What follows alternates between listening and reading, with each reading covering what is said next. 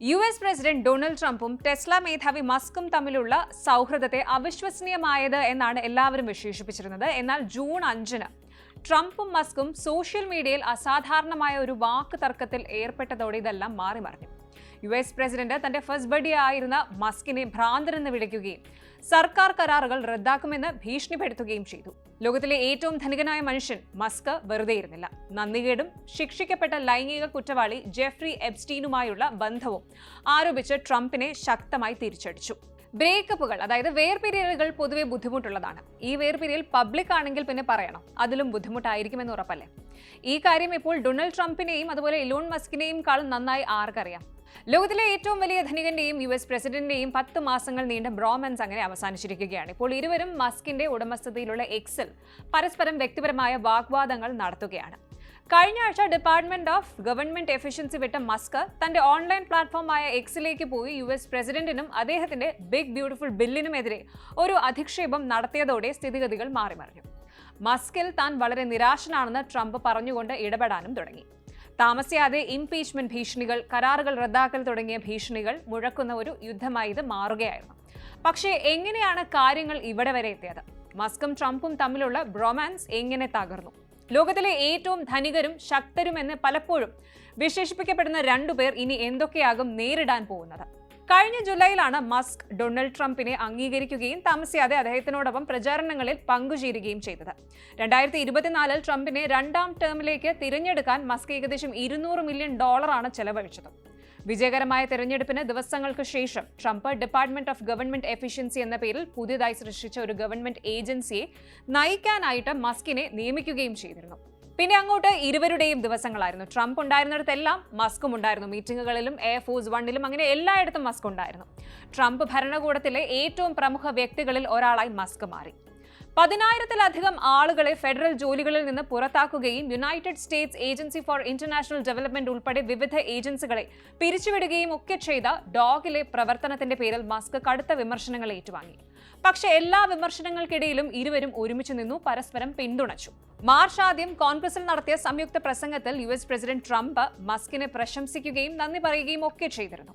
ഈ പ്രശംസകൾക്കും നന്ദി പറച്ചിലിനും ഒക്കെ ശേഷം കുറച്ച് ദിവസങ്ങൾക്ക് ശേഷം യുഎസ് പ്രസിഡന്റ് ട്രംപ് മസ്കിന്റെ ടെസ്ലയുടെ ബ്രാൻഡ് അംബാസിഡറായി മാറി. വൈറ്റ് ഹൌസിൽ ടെസ്ല കാറുകളുടെ ഒരു പ്രദർശനം പോലും നടന്നു. ഒരു ദേശസ്നേഹിയായതിന് മസ്കിനെ ശിക്ഷിക്കാൻ കഴിയില്ലെന്ന് ആളുകൾ അറിയണമെന്ന് ആഗ്രഹിക്കുന്നു എന്ന് മസ്കിനും അദ്ദേഹത്തിന്റെ വാഹനങ്ങൾക്കൊപ്പമുള്ള ഒരു ഫോട്ടോഷൂട്ടിനിടെ ട്രംപ് മാധ്യമപ്രവർത്തകരോട് പറയുകയും ചെയ്തു. താൻ ഒരു വാഹനം വാങ്ങിയെന്നും പ്രസിഡന്റ് കൂട്ടിച്ചേർത്തു. പക്ഷേ രാഷ്ട്രീയത്തിൽ പൊതുവെ പറയുന്നത് പോലെ സ്ഥിരമായ ശത്രുക്കളോ സ്ഥിരമായ സഖ്യകക്ഷികളോ ഇല്ല, സ്ഥിരമായ താല്പര്യങ്ങൾ മാത്രമേ ഉള്ളൂ. മസ്ക് ട്രംപ് ബന്ധത്തിലെ വിള്ളൽ ആദ്യം കാണാൻ കഴിഞ്ഞത് യുഎസ് പ്രസിഡന്റിന്റെ ഒരു ബില്ലിനെ തുടർന്നാണ്. ട്രംപ് ഭരണകൂടം വിടുന്നതിന് ഏതാനും ദിവസങ്ങൾക്ക് മുമ്പ് CBSന് നൽകിയ അഭിമുഖത്തിൽ ബജറ്റ് കമ്മി വർദ്ധിപ്പിക്കുന്ന ഡോഗ് ടീം ചെയ്യുന്ന പ്രവർത്തനങ്ങളെ ദുർബലപ്പെടുത്തുന്ന വമ്പിച്ച ചെലവ് ബില്ല് കണ്ടതിൽ നിരാശനാണ് എന്ന് മസ്ക് പറഞ്ഞിരുന്നു. പിന്നീട് അങ്ങോട്ട് നടന്ന കാര്യങ്ങളുമായി താരതമ്യപ്പെടുത്തുമ്പോൾ ഈ അഭിപ്രായങ്ങൾ വളരെ സൗമ്യമായിരുന്നു എന്ന് വേണം പറയാൻ.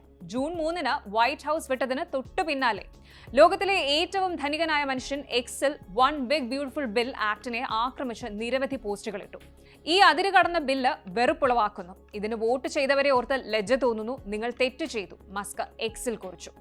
ബില്ല് നിരാശാജനകമാണെന്നും യുഎസ് ഗവൺമെന്റിന്റെ സാമ്പത്തിക ഭാരം കുറയ്ക്കുന്നതിന് പകരം കൂട്ടാനുള്ള ബില്ലാണിതെന്നും മസ്ക് വിമർശിച്ചു. ബില്ലിന് ഒരേ സമയം ബിഗ് ബ്യൂട്ടിഫുൾ ആകാനാവില്ല, അതിലേതെങ്കിലും ഒന്നേ ആകാൻ പറ്റൂ എന്നും മസ്ക് പറഞ്ഞു. ബിഗ് ബോംബ് എന്ന് വിശേഷിപ്പിച്ച മസ്ക് തുടരെ ആരോപണങ്ങൾ ഉന്നയിച്ചു. ഈ പോസ്റ്റ് കുറിച്ചു വെച്ചോളൂ, സത്യം പുറത്തു വരിക തന്നെ ചെയ്യും, മസ്ക് പറഞ്ഞു. കുറച്ചുകാലമായി തുടരുന്ന ട്രംപ് മസ്ക് പോര് ഇതോടെ വ്യക്തിപരമായ ആക്രമണത്തിലേക്ക് കടന്നു. പീഡനക്കേസിൽ വിചാരണ നേരിടുന്നതിനിടെ 2019 ജയിലിൽ ജീവനൊടുക്കിയ യുഎസ് ശതകോടീശ്വരൻ ജെഫ്രി എപ്സ്റ്റൈന്റെ ലൈംഗികാതിക്രമങ്ങൾ ഉൾപ്പെട്ടതാണ് വിവാദമായ കേസ്. ഡൊണാൾഡ് ട്രംപ് നന്ദികേട് പറയുകയാണെന്നും തന്റെ സഹായമില്ലായിരുന്നുവെങ്കിൽ 2024 യുഎസ് പ്രസിഡന്റ് തെരഞ്ഞെടുപ്പിൽ ഡൊണാൾഡ് ട്രംപ് തോറ്റുപോയേനെയെന്നും ഇലോൺ മസ്ക് പറഞ്ഞിരുന്നു. ജനക്ഷേമ പ്രവർത്തനങ്ങൾക്കായി സർക്കാർ ചെലവ് വർദ്ധിപ്പിക്കാനും പ്രാദേശിക നികുതികൾ കുറയ്ക്കാനും ലക്ഷ്യമാക്കി അവതരിപ്പിച്ച നികുതി നിയമത്തിനെതിരെ വിമർശനം ഉന്നയിച്ചതിൽ ഡൊണാൾഡ് ട്രംപ് നിരാശ പ്രകടിപ്പിച്ചതിന് പിന്നാലെയായിരുന്നു ഇലോൺ മസ്കിന്റെ പ്രതികരണം. ഇലോൺ മസ്കിന്റെ കമ്പനികൾക്ക് യുഎസ് സർക്കാരിന്റെ കരാറുകളും സബ്സിഡികളും നൽകുന്നത് നിർത്തലാക്കുമെന്ന് യുഎസ് പ്രസിഡന്റ് ഡൊണാൾഡ് ട്രംപ് തിരിച്ചടിച്ചു. അതേസമയം തന്റെ കമ്പനികൾക്കുള്ള സർക്കാർ കരാറുകൾ അവസാനിപ്പിക്കുമെന്ന് മസ്കും പറഞ്ഞു. ട്രംപിന്റെ പ്രസ്താവനയുടെ അടിസ്ഥാനത്തിൽ ഡ്രാഗൺ പേടകം ഡീകമ്മീഷൻ ചെയ്യാനുള്ള നടപടികൾ സ്പേസ് എക്സ് ഉടൻ ആരംഭിക്കുമെന്ന് ഇലോൺ മസ്ക് പ്രതികരിക്കുകയും ചെയ്തു. ഡൊണാൾഡ് ട്രംപിനെ ഇംപീച്ച് ചെയ്യണമെന്ന് ആവശ്യപ്പെട്ടുള്ള സോഷ്യൽ മീഡിയ പോസ്റ്റുകളിൽ അടക്കം മസ്ക് ലൈക്ക് അടിച്ചിട്ടുണ്ട്. ട്രംപ് മസ്ക് ബന്ധം വഷളായത് ഓഹരി വിപണിയിലും പ്രതിഫലിച്ചു. മസ്കിന്റെ കമ്പനികളുടെ ഓഹരികൾ നഷ്ടത്തിലാണ് വ്യാപാരം അവസാനിച്ചത്. 15,000 കോടി രൂപയാണ് ഇതിന്റെ മൂല്യം. ഭൂതകാലം കണക്കിലെടുക്കുമ്പോൾ ട്രംപ് പലപ്പോഴും വൃത്തികെട്ട വഴക്കുകൾക്ക് ശേഷവും സഖ്യകക്ഷികളുമായി അനുരഞ്ജനം നടത്തിയിട്ടുണ്ട്. എന്നാൽ അവരിൽ മസ്കിനെ പോലെ ഉന്നതനായ ആരും ഉണ്ടായിരുന്നില്ല എന്നതും ഓർക്കണം. മസ്ക് ഒരു അനുരഞ്ജനത്തിന് തയ്യാറല്ലെന്നാണ് മൊത്തത്തിൽ മനസ്സിലാകുന്നത്. അമേരിക്കയിൽ 80% പ്രതിനിധീകരിക്കുന്ന ഒരു പുതിയ രാഷ്ട്രീയ പാർട്ടി സൃഷ്ടിക്കേണ്ട സമയമാണോ എന്ന് എക്സിൽ മസ്ക് പോൾ കൂടി ഇട്ടിട്ടുണ്ട്. അടുത്തതായി എന്താണ് വരുന്നത് എന്ന് നമുക്കറിയില്ല. ഉത്തരം ലഭിക്കേണ്ട നിരവധി ചോദ്യങ്ങളുണ്ട്. കാര്യങ്ങൾ എങ്ങോട്ട് പോകുന്നു എന്ന് കണ്ടു തന്നെ അറിയണം.